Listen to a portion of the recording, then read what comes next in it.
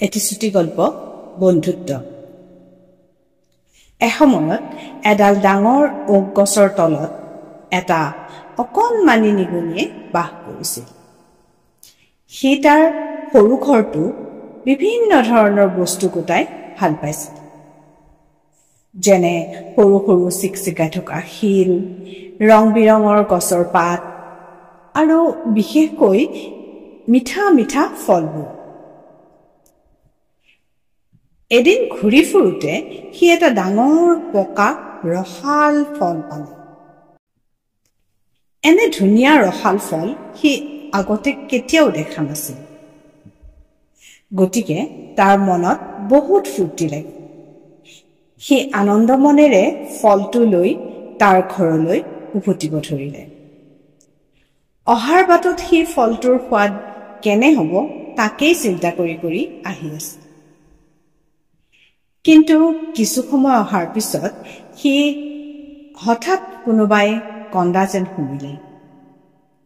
জুমি চাই সি এডাল ডাঙৰ কাঠফুলাৰ আঁৰত এটা সৰু কেৰ্কেটুৱাই উচুপি থকা দেখা পালে। কি হ'ল তোমাৰ? নিগনিটোৱে তাৰ ফলটো ভালদৰে ধৰি লৈ সুধিলে। কেৰ্কেটুৱাটোৱে মূৰ দাঙি চালে। তাৰ চকু পানীৰে ভৰি আছিল। মোৰ বৰ ভোক লাগিছে, আজি মই খাবলৈ একো এটা বিচাৰি নাপালো, কেৰ্কেটুৱাটোৱে ক'লে। নিগনিটোৱে এবাৰ তাৰ ডাঙৰ ৰসাল ফলটোৰ ফালে চালে আৰু এবাৰ কেৰ্কেটুৱাটোৰ শুকান মুখখনলৈ চালে। নিগনিটোৱে অকলে ধুনীয়া ফলটো খাব বুলি আশাৰে লৈ আনিছিল, কিন্তু সি কেৰ্কেটুৱাটোৱে ভোকত পোৱা কষ্টৰ কথাও অনুভৱ কৰিব পাৰিছিল। এটা গভীৰভাৱে উশাহ লৈ নিগনিটো কেৰ্কেটুৱাটোৰ ওচৰলৈ গ'ল। সি ক'লে, এয়া আহা, মই এটা ধুনীয়া ফল আনিছো, দুয়ো ভগাই খাওঁ। কেৰ্কেটুৱাটোৱে বৰ ভাল পালে। সি ক'লে, সঁচাই তুমি তোমাৰ ফলটো মোৰ লগত ভগাই খাবা?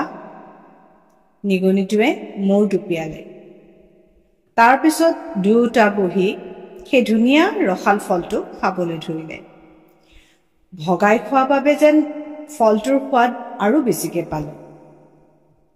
সেইদিনাৰে পৰা দুয়োটা ভাল বন্ধু হৈ পৰিল আৰু ইটোই সিটোক বিপদে আপদে সহায় কৰি থাকিল আৰু খাদ্যবস্তুবোৰো ভগাই বতাই খাই আনন্দেৰে থাকিবলৈ গ'ল। সাধুটোৰ পৰা আমি এয়াকে শিকিলো যে লগ বন্ধুৰ লগত বস্তু ভগাই খালে বেছি আনন্দ পোৱা যায় আৰু বন্ধুত্বও গাঢ় হয়। ধন্যবাদ।